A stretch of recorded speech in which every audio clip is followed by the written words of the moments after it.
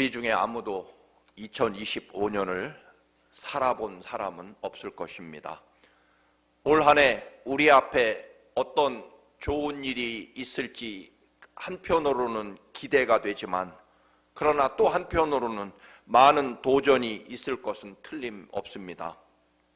그런데 여러분, 우리가 아주 모르는 미지의 땅 혹은 다른 나라를 여행할 때 그 발걸음이 전혀 알 수 없는 땅이지만 즐겁기만 할 때가 있습니다. 그것은 그곳의 모든 길과 모든 역사와 환경을 잘 아는 안내자의 안내를 받고 여행할 때일 것입니다.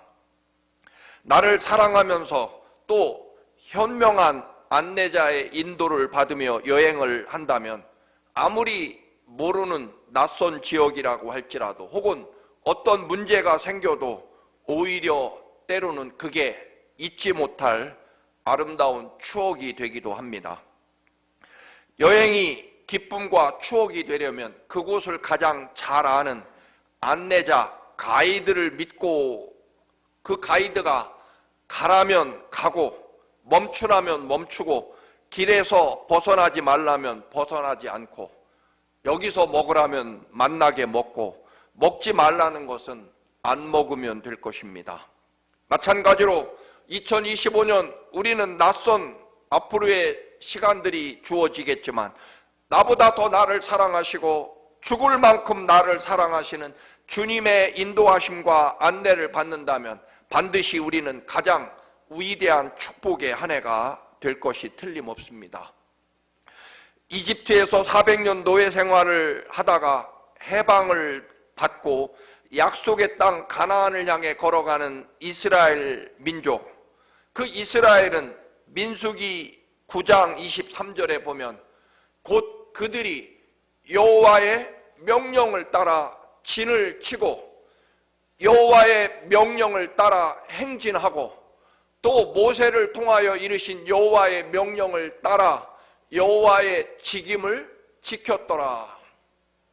이스라엘이 하나님이 멈추라고 하면 멈추고 여기다가 텐트를 치라면 치고, 그리고 지금 출발하라면 출발하고 이 길로 가라고 하면 가고 하나님 앞에 이러이러한 감사의 예배를 드리라면 드리는, 철저하게 하나님의 명령에 따라 그들의 삶의 길을 걸어갈 때는 그들은 위대한 승리를 거두었지만, 그러나 언제부턴가 하나님의 돌보심과 은혜를 잊어버리고 자기들 생각대로, 자기들 판단대로, 자기들 경험대로 걸어가기 시작하면서 그들은 놀랍게도 광야에서 모조리 다 죽음을 맞이하게 됩니다.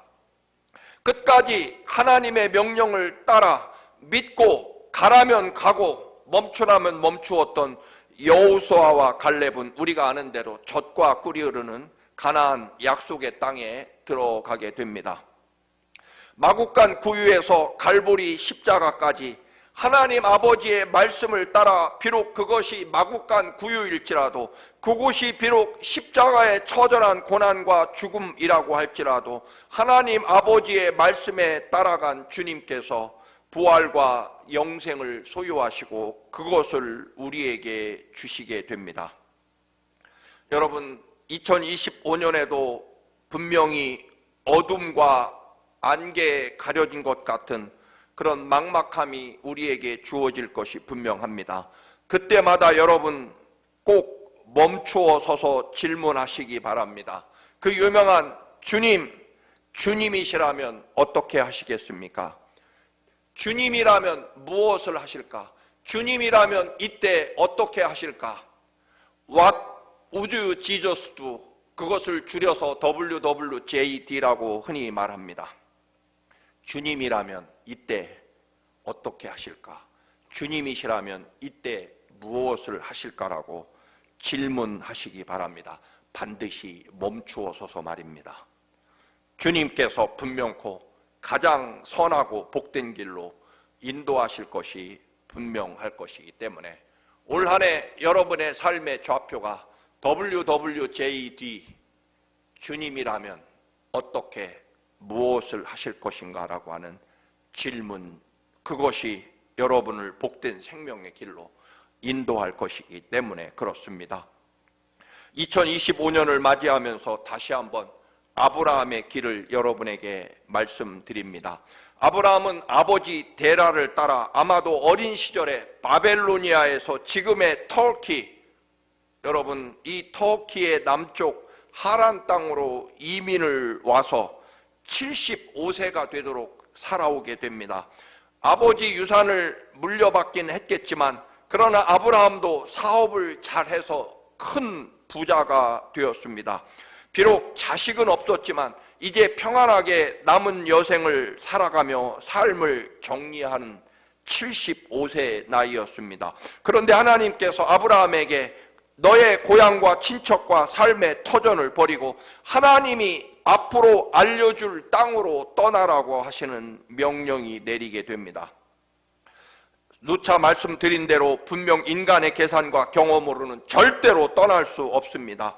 하나님께서 주신 명령은 지금까지 살아오며 가꾸고 이룩한 돈과 사업체에 대한 보상을 해주겠다는 것도 아니고 지금까지 즐겁고 행복하게 살아온 하란 땅보다 더 문명이 발달하여 지금 살아온 하란보다 훨씬 더 살기에 편리한 도시로 가는 것도 아니고 나이가 들어 노인일수록 좋은 친구들과 친척, 그것이 가장 소중한데도 아무도 없는 낯선 나라, 언어도 다른 나라, 그것도 하란 땅, 지금 살아가고 있는 여러분 지금 예상되는 유적지 바로 지금의 튀르키예 하란이라고 하는 지역의 고대 문명 도시이고 오른쪽은 이제 아브라함이 살아야 될 헤브론 산지 사락 지역입니다. 이민이라고 하는 것은 더 잘 살아보자고 더 좋은 땅으로 가는 것이 이민임에도 불구하고 아브라함은 정반대로 훨씬 미개하고 훨씬 메마르고 가난한, 그래서 나중에 가보니까 먹을 것이 없어서 또다시 이집트로 가야만 되는 그러한 고난의 땅에 돌과 모래밖에 없는 험한 산악 지역으로 도달하게 되었다라고 하는 것입니다. 그렇다고 해서 하란에서 누리지 못했던 그런 왕이 되어서 권력을 누리게 해주겠다는 말도 아닙니다. 한마디로 말한다면 이걸 것입니다. 아브라함아, 너 나 여호와 하나님을 믿느냐? 나를 믿고 내 말을 따라서 너의 모든 것을 버리고 내가 명령하고 인도하는 대로 나를 믿고 이 모든 것들을 버리고 떠날 수 있느냐? 나 믿지? 라고 하는 의미일 것입니다. 놀랍게도 아브라함은 하나님의 명령에 따라 하나님의 인도하시는 미지의 세계로 막연하게 출발합니다. 언제나 말씀드립니다만 우리는 하나님을 믿는 사람이지 비교하고 따져서 계산해서 그 결과에 따라 이것이 유리하고 편안하고 성공할 것 같고 돈이 많이 벌리는 것이라서 선택하고 따르는 사람이 아니다라고 하는 것입니다. 우리가 뭔가를 선택하고 그 길을 걸어간다면 돈이나 명예나 권력이나 육체의 즐거움과 편안함 때문이 아니라 우리의 모든 출발과 선택의 이유는 오로지 하나뿐입니다. 나를 위해 십자가에 나 대신 죽기까지 사랑하시는 하나님 아버지와 예수 그리스도를 믿는 믿음 때문에, 그것 하나 때문입니다. 이유는 그것뿐입니다. 그런데 우리는 이유와 핑계가 너무 많습니다. 하나님께서는 아들의 목숨, 예수님께서는 당신의 처절한 그런 생명과 또는 죽음까지도 우리를 위해 우리를 사랑한다는 이유, 그 이유 외에 그 어떤 조건도 붙이지 않고 우리를 사랑하시고 십자가에 우리 대신 죽기까지 사랑하시지만 하나님이 우리를 사랑하시는 이유는 오로지 하나뿐입니다.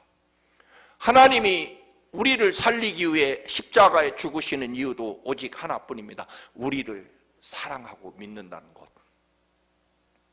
근데 우리는 어찌 그리 이유도 많고 핑계도 많을까요? 여러분, 우리의 믿음의 이유는 딱 하나입니다. 주님이 그 거룩한 하늘 보좌를 버리시고 나를 살리려고 내 대신 십자가에 죽기까지 나를 사랑하시는 분이라는 그 이유 하나뿐이라는 것입니다. 아브라함은 그의 삶에 엄청난 결단과 선택을 할 때마다 여러분, 아브라함은 이유가 딱 하나뿐입니다. 하나님이라는 것입니다. 가나안 땅에 도착해서 정착하면서 땅이 너무 좁습니다.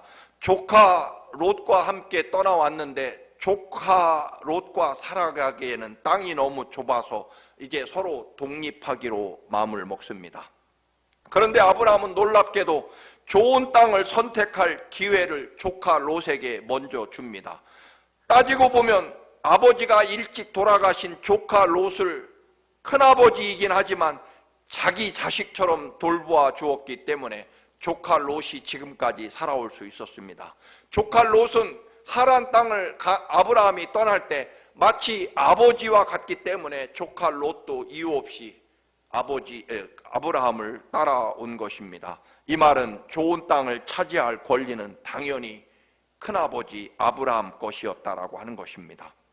그러나 아브라함은 조카 롯에게 좋은 땅을 차지할 권리를 양보했고, 조카 롯은 마치 요단 들판이 이집트의 나일강가처럼 물이 풍부하고 기름진 땅이고 들판이고 소돔과 고모라라는 호화로운 살기 편안한 도시가 있는 요단 평야를 얼른 차지하게 됩니다. 이때도 아브라함의 선택의 판단 기준은 딱 하나입니다. 하나님께서 원하시는 땅이 어디냐라고 하는 것입니다. 조카 롯은 어느 지역이 학군이 좋을까, 교통이 좋을까, 물도 풍부할까, 곡식과 과일이 잘 자라고 풍요롭고 화려하고 재미난 삶을 살아갈 수 있는 땅이 어디인지가 선택의 기준이었습니다. 철저하게 자기 혹은 사람이 기준이었지만 아브라함은 하나님의 뜻이 어디에 있는지, 하나님의 마음과 계획이 무엇인지를 선택의 기준으로 삼아서 결국 자기가 살아갈 땅, 영원히 이스라엘 민족이 살아갈 땅, 헤브론 산악 지역을 선택합니다. 땅을 선택한 것이 아니라 여러분, 아브라함은 하나님을 선택한 것입니다. 여러분, 뭔가를 선택할 때 여러분의 선택은 하나님이 되시기를 주님의 이름으로 축원합니다. 아들 이스마엘을 집안에서 쫓아낼 때, 추방할 때도 마찬가지입니다. 아브라함은 사실 장남인 이스마엘을 후계자로 삼고 싶었고 정말 이스마엘을 사랑했습니다. 하나님의 말씀과 행동이, 하나님의 말씀이 아브라함의 선택과 판단의 기준이었습니다. 사실 이스마엘은 하나님 뜻이 아니라 아브라함의 인간적인 판단과 불신앙으로 낳은 아들입니다. 그러나 이삭은 오로지 하나님의 뜻과 계획으로, 하나님 방법으로 하나님의 구원의 역사를 위해서 주신 아들입니다. 그래서 아브라함은 결국 하나님 뜻과 하나님이 주신 아들이 아닌 인간의 방법과 인간의 불신앙으로 낳은 아들을, 비록 인간적으로는 가슴이 찢어지고 아프지만 이스마엘을 하나님 나라 구원 역사의 족보에서 제외시킵니다. 믿음으로 하나님의 방법으로 이루어진 것이 아니기 때문에 반드시 사라지고 제거될 것이라는 것입니다. 여러분, 하나님의 자녀인 여러분, 하나님이 여러분의 주인이시고 주님이시라면 반드시 하나님께서는 여러분의 삶에서 하나님 방법이 아닌 것, 하나님 뜻이 아닌 것, 하나님의 축복이 아닌 것은 언젠가는 사라지게 될 것이라는 것입니다. 이스마엘을, 그 사랑하는 장남 이스라엘을 집에서 내보내는 선택과 결단을 할 때도 결국 아브라함은 인간적인 정리와 사랑이 아니라 하나님의 구원의 역사로 판단했다는 것입니다. 이제 이삭만 남았습니다. 그래서 더 소중합니다. 아브라함 인생의 전부이며 미래의 전부입니다. 자신의 가문을 계승할 유일한 아들입니다. 그런데 하나님께서 어느새 이제 가문을 물려주고 장가를 보내서 아브라함을 잘 살게 하고 인생을 마치려고 하는 그런 순간에 하나님께서 우리가 아는 대로 이삭을 모리아 산으로 데리고 가서,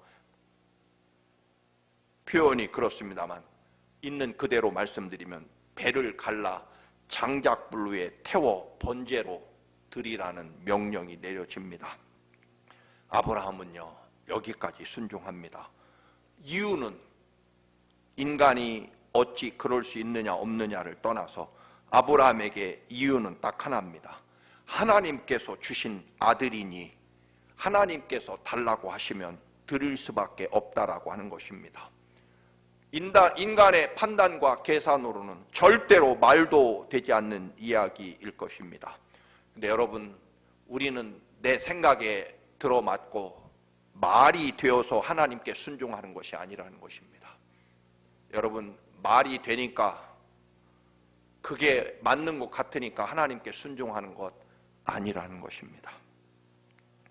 이유는 하나님이 말이 안 되는 나를 위해서 말이 안 되는 십자가의 아들을 대신 죽게 하시며 나를 살려내셨기 때문입니다.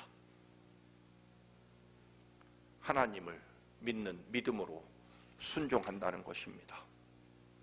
그런 아버지를 보고 살아온 이삭도 자기를 태울 장작을 자기 어깨에 스스로 메고 모리아산 위에 올라갑니다. 아마도 최소한 110살이 넘은 연로한 아버지 아브라함을 피해 얼마든지 도망칠 수 있고, 자신을 묶으려고 할 때 얼마든지 반항하고 도망칠 수 있고 아버지를 넘어뜨릴 수도 있었을 것입니다.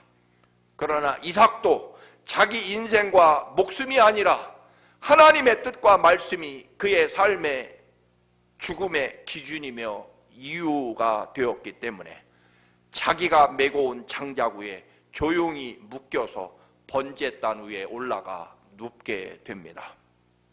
내 삶이 하나님 것이라는 믿음과 고백일 것입니다. 아마 어려서부터 너는 하나님이 주신 생명이다라고 하는 수없는 이야기를 들어왔을 것입니다. 아브라함의 칼로부터 이제 하나님께서 이삭을 보호하시고 준비하셨던 어린 양을 제물로 받으시게 됩니다. 여호와 일에 하나님이 준비하신 축복을 경험하게 됩니다. 아브라함이 보호하고 지켜내던 아들 이삭에서 이제는 다시 하나님의 아들, 하나님이 지키고 보호하시는 이삭으로 살게 된다라고 하는 것입니다. 결국 아들 이삭을 번제로 드린 것은 아들 이삭이 하나님의 아들이라는 소유권을 분명히 하신 것이라는 뜻입니다. 믿음 생활은 내가 결정한 대로 내 욕심대로 움직이는 것이 아니라 하나님이 인도하신 대로 따라가는 것입니다. 그래서 베드로는 이렇게 말합니다. 베드로전서 2장 21절, 그리스도께서 우리가 따라야 할 모범을 보여주셨습니다. 그러므로 그리스도의 발자취를 따르십시오. 주님 걸어가신 길로 걸어가라는 것입니다. 믿음으로, 말씀으로 따라가라고 하는 것입니다. 이제 아브라함의 생애 마지막 중요한 일이 하나 남았습니다. 그것은 아들 이삭을 위해서 며느리를 선택하는 일.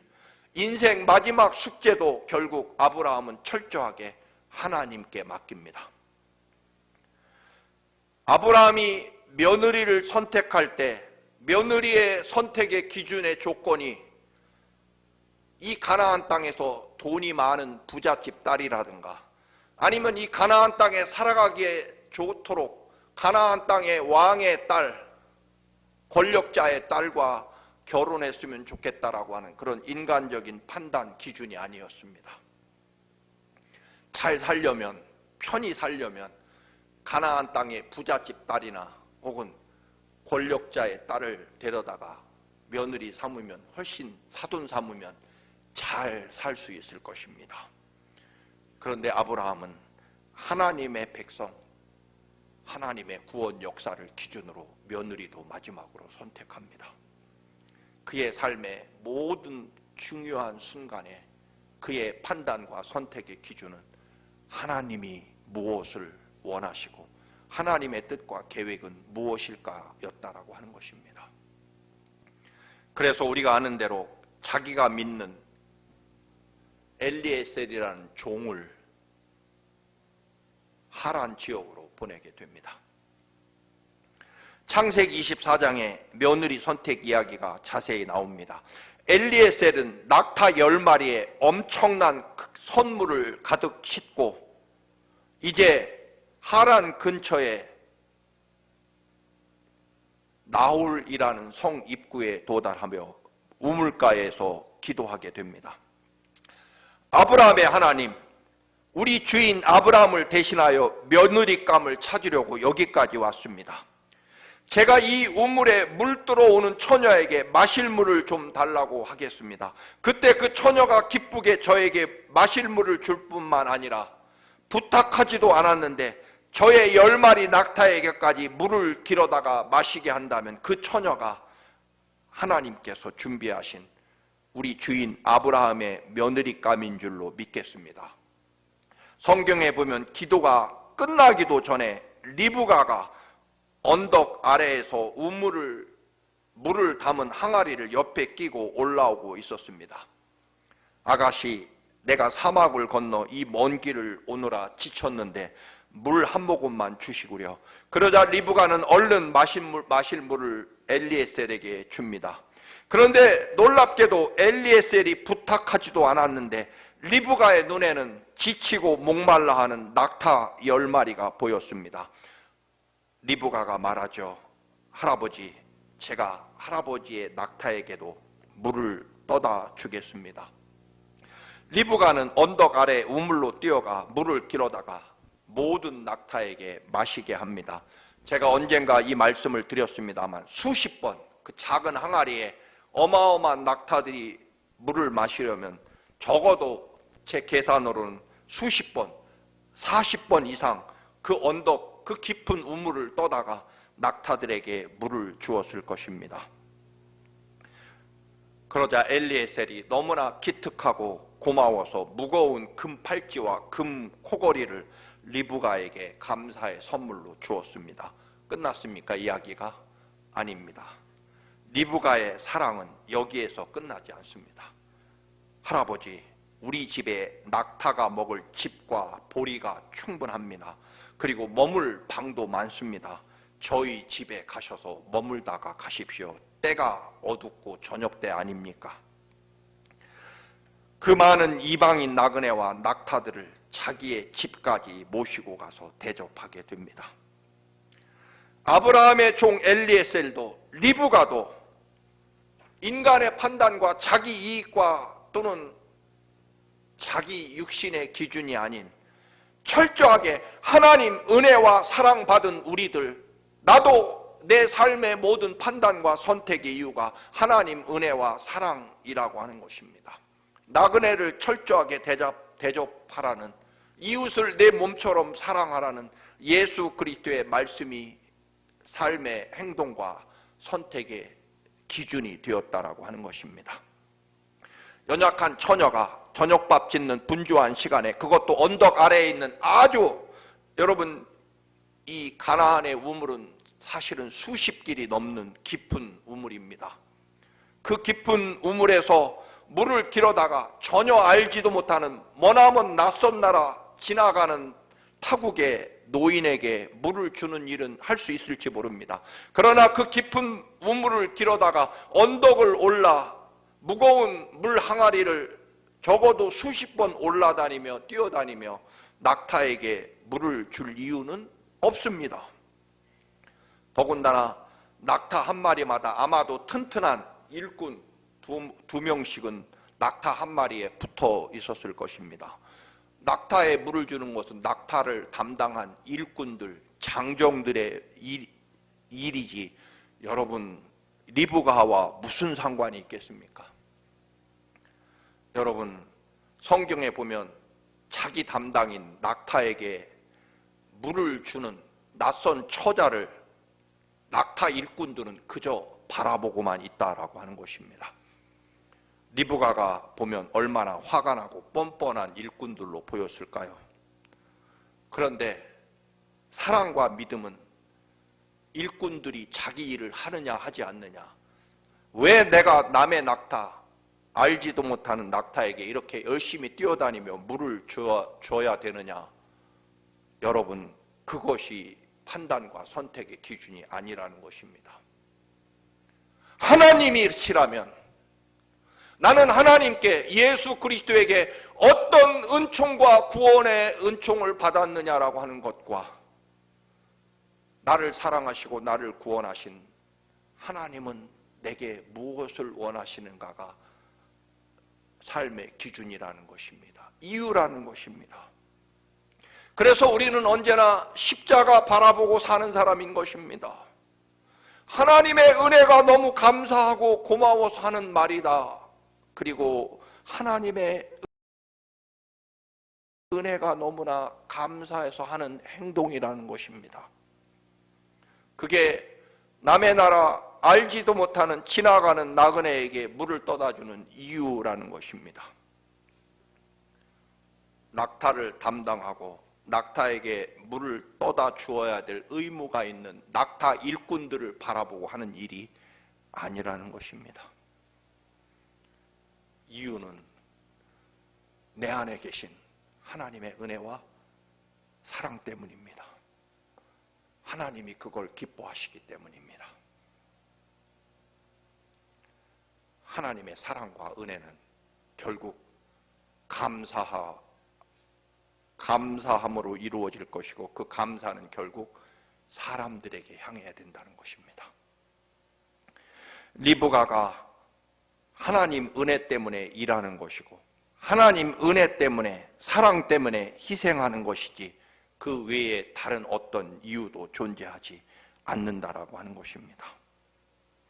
리브가가 하나님 은혜 때문에, 하나님 사랑 때문에 10마리의 낙타에게까지 물을 주자 이제 10마리 낙타는 지나가던 낙타에서 리브가의 삶과 리브가의 가정에 낙타가 싣고 온 어마어마한 금은 보화가 리브가의 집으로 가게 됩니다. 낙타 10마리에 실은 그런 축복은 사실은 나홀의 성 하란 땅으로 들어올 때까지는 주인이 없었던 거죠. 누구에게 주어질 축복인지 아무도 몰랐습니다. 그런데 리브가가 10마리의 낙타에게 물을 주는 순간 그 엄청난 축복을 싣고 오던 낙타는 리브가의 집으로 인도된다라고 하는 것입니다. 리브가의 것이 되었다라고 하는 것입니다. 무슨 말씀입니까?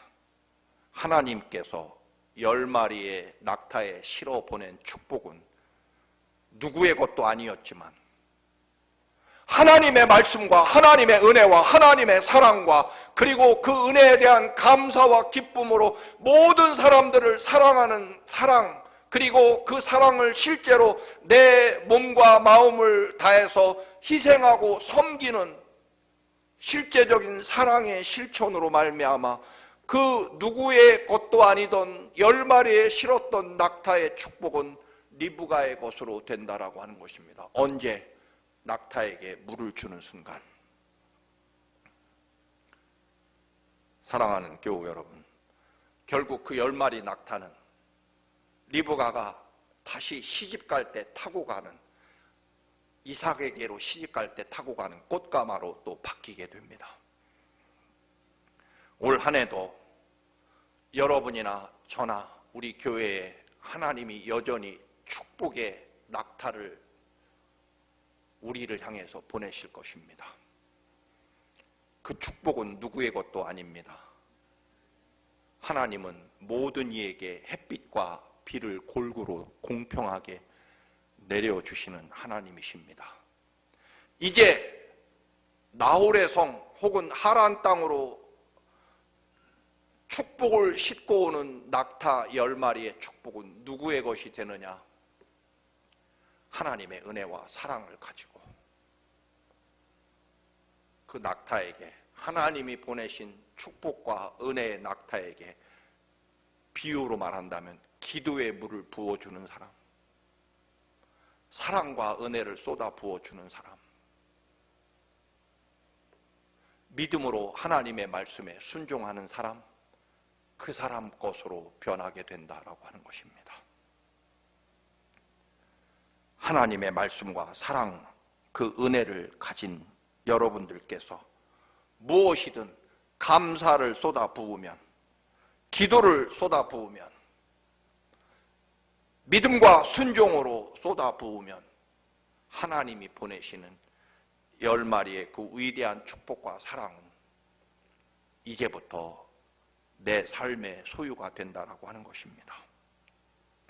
2025년을 맞이하는 여러분, 하나님이 보내신 축복의 그 낙타에 여러분의 기도를 부으시고, 믿음을 부으시고, 사랑과 희생을 부으시고, 섬김을 부으시고, 무엇보다 말씀에 순종함으로, 즉 우리들의 모든 선택과 판단의 기준과 이유는 하나님께서, 예수 그리스도께서 무엇하기를 원하실까, 이것이 여러분들의 삶의 이유와 기준이 되므로 하나님이 보내신 모든 은혜와 축복을 여러분 것으로 소유하시기를 주님의 이름으로 축원합니다. 아멘. 거룩하신 하나님, 2025년에도 여전히 새로운 은혜와 새로운 축복을 우리를 향해 보내시고 출발하게 하신 하나님, 하나님을 믿는 그 믿음과 십자가에 내 대신 죽기까지 사랑하신 주님의 십자가 사랑을 믿는 저희들, 우리도 섬김과 은혜와 사랑과 기도와 말씀에 순종함으로 하나님께 우리의 믿음을 부어드려 하나님이 보내고 계신 그 위대한 축복과 은혜를 우리의 것으로 만들어내는 위대한 축복의 한 해가 되게 하옵소서. 하나님 보내신 축복을 우리의 삶과 가정과 또 몸된 재단에 인도하게 하옵소서. 예수님의 이름으로 기도드립니다. 아멘.